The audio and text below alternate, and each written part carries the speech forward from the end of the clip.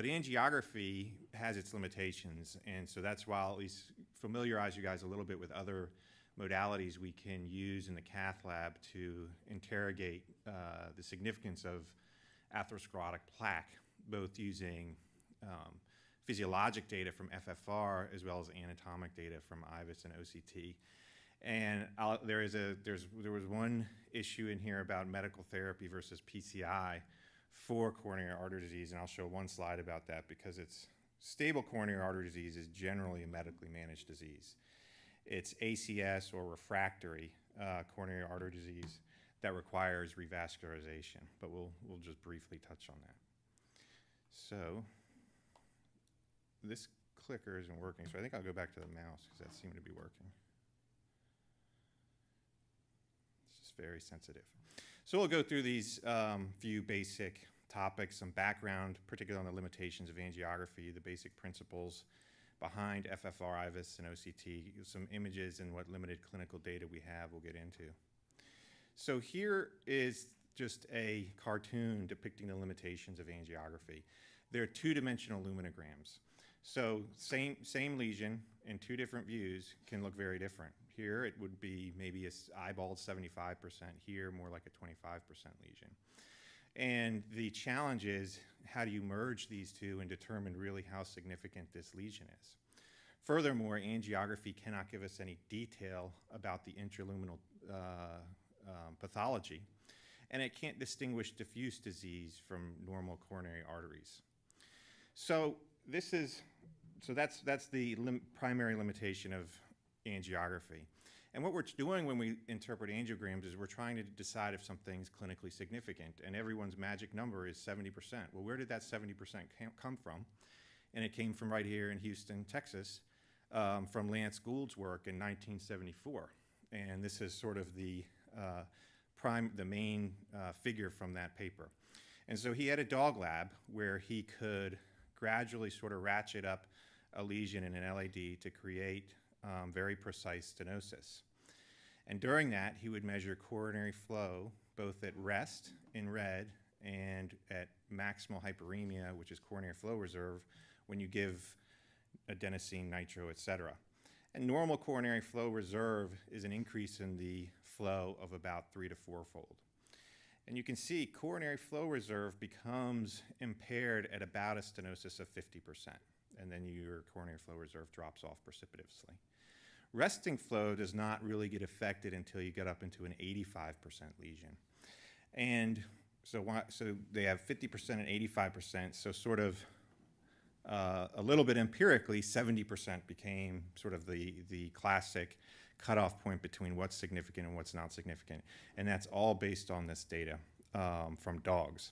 And it's been well established that our interpretation of coronary stenosis is very inaccurate with significant inter-observer variation.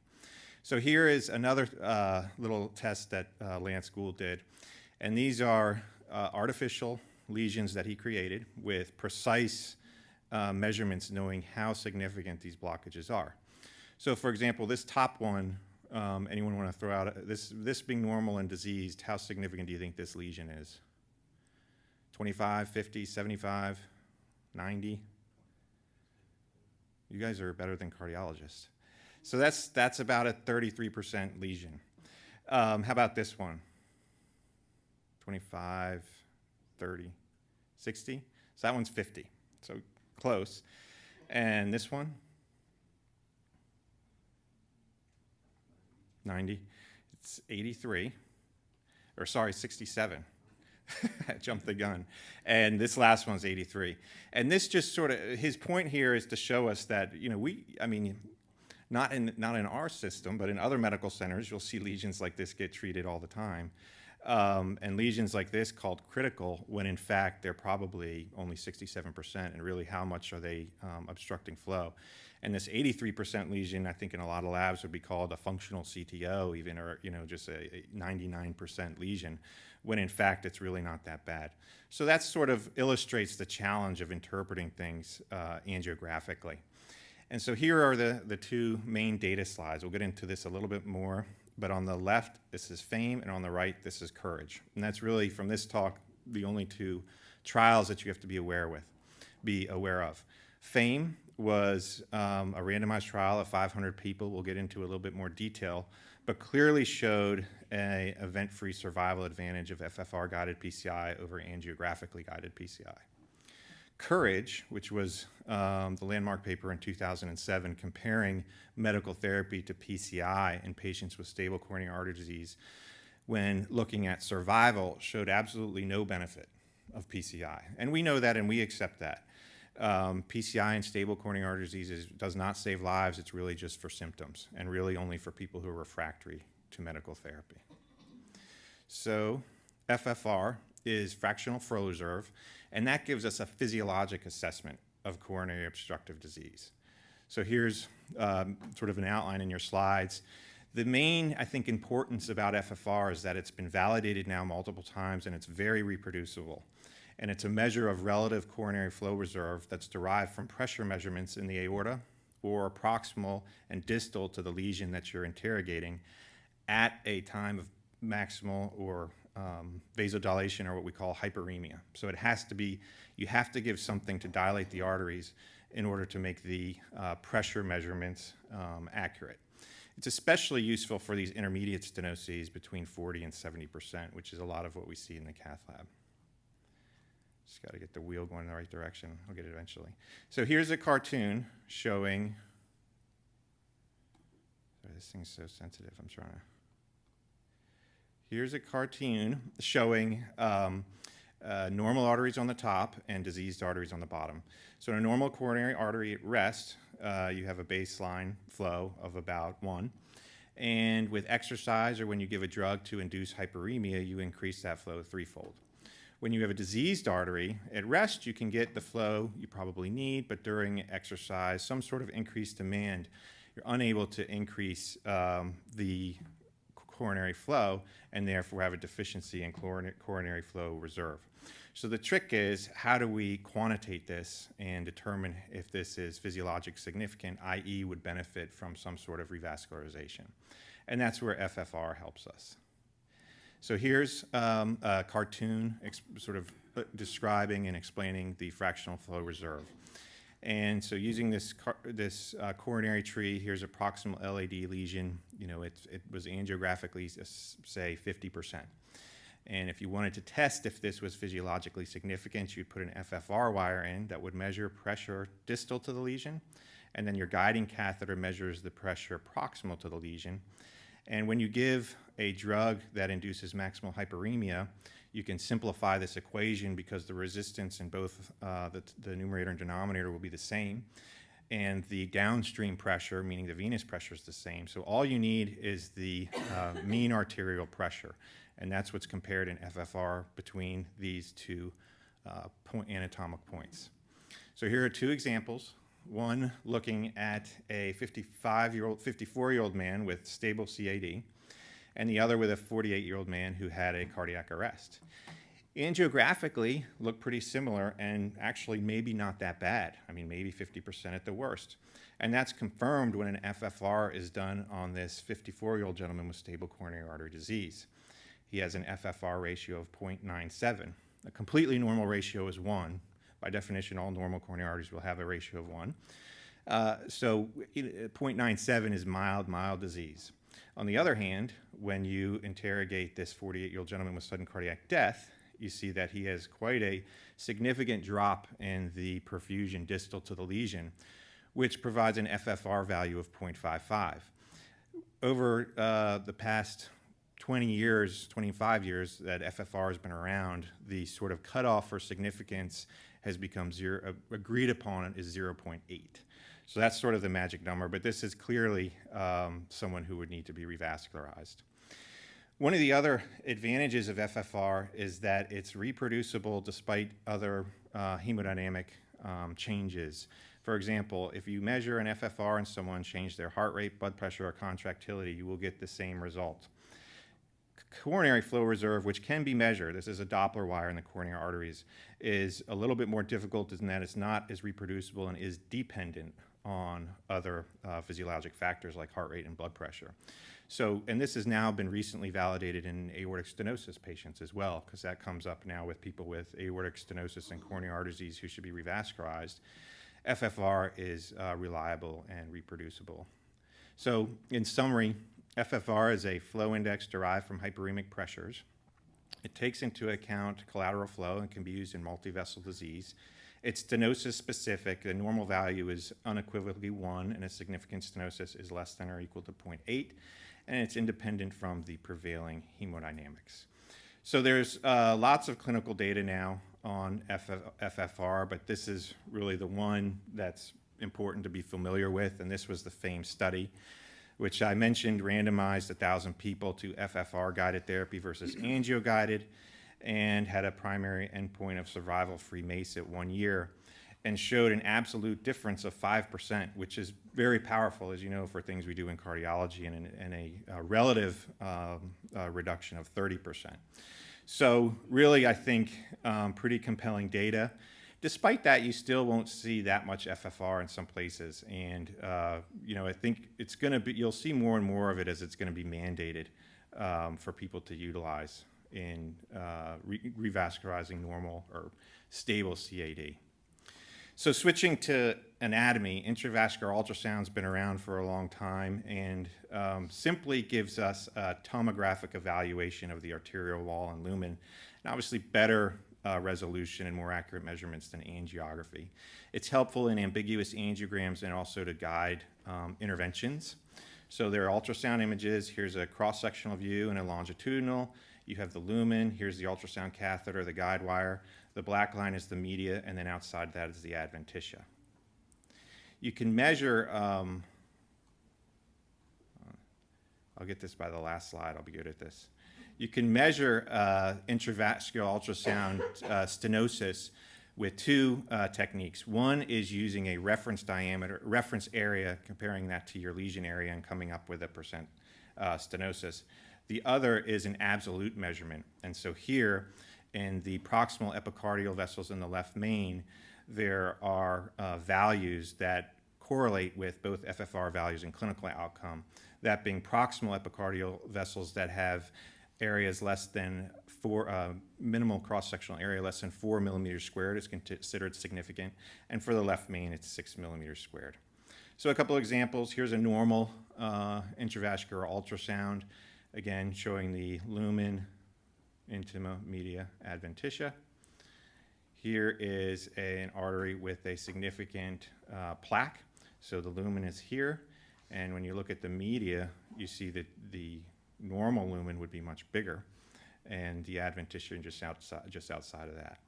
Here is a calcified lesion, which illustrates one of the limitations of intravascular ultrasound, is that it cannot see beyond calcification. You get a lot of shadowing here, and that's one of the things I'll show you OCT can overcome. And here's an example of a stent that's been placed previously. These are stent struts, these white lines, and there's a little bit of restenosis or neo-intimal hyperplasia inside the stent, but it's well opposed. There's other things we look at when we IVUS stents, make sure it's expanded and opposed, and make sure we haven't created any dissections, either in the proximal or distal edge. So that's IVUS. What's come along in the past 4 or 5 years is OCT, which is optical coherence tomography. So it's an optical imaging modality that uses near-infrared light to create high-resolution images of the tissue microstructure. So OCT gives you better resolution, but less tissue penetration when compared to IVUS. IVUS's resolution is a little bit less strong, but there's high-definition IVUS that's evolving to try to compete with these images. But you'll see OCT is actually very, really kind of elegant images. So here is same idea as IVUS. Here's the cross-sectional view and the long axis view. And you can get a lot of information. So here's the catheter. Clearly, I think it defines the lumen intima border a little bit better. Here's a calcified plaque, and you see we don't lose, we don't have shadowing. You can quantify the calcification. Here's some fibrous plaque. There are characteristics that allow one to see that this is some macrophages and a lipid plaque. So a lot of the interest in OCT is sort of determining hard plaque versus soft plaque, and getting better detail regarding the findings in patients with acute coronary syndromes like this. So here is a patient who has a cap rupture down here with probably a thin fibrous cap and some thrombus in the coronary artery. So this could be someone who came in with a non-STEMI, had a relatively unremarkable angiogram, no critical lesion. But if you had an idea anatomically based on the EKG that there was something going on and you put an OCT camera down, you would potentially pick up something like this, and you may treat it or may put them on medications depending on what you see. Here, I just want to show you one last thing here about the stents. Here is an OCT image of stent tissue coverage. So you can see much better resolution. These are the stent struts. Here is the neointimal growth. And there's a lot of interest now, and when your centers start doing bioabsorbable stents, the only way you can see a bioabsorbable stent is with OCT. You can't see it on angiography, and you can't see it with IVUS. And so you'll see a lot of OCT being used to make sure that these bioabsorbable stents are opposed. And it's also being used to evaluate stent strut coverage, i.e., can you safely stop someone off of Plavix? So OCT is high-resolution images. They're easy to interpret. You get really sort of elegant images. But clinically, notice I didn't show you much because there's not a whole lot of clinical data, in fact, none, when it comes to OCT and outcomes. So in summary, given the limitations of angiography, having these additional modalities to evaluate coronary artery disease are really essential. FFR defines the physiology and tells us if something should be revascularized or treated medically. And IVUS and OCT define anatomy and help decide how a lesion can be treated, if it can evaluate the anatomic result of a PCI, and also quantify and detect thrombus, culprit lesions, and late stent assessments for restenosis. With that, I'll thank you for your time.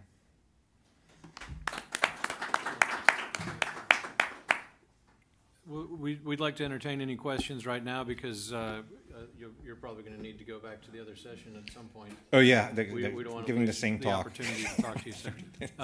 Yes.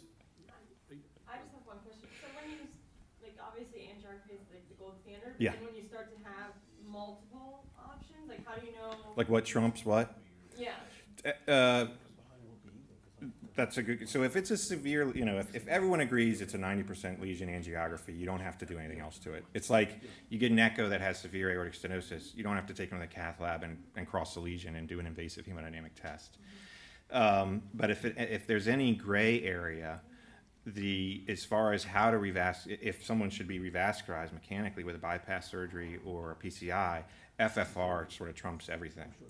OCT for a while we were using because it was, it had these defined criteria for LADs and left mains, et cetera.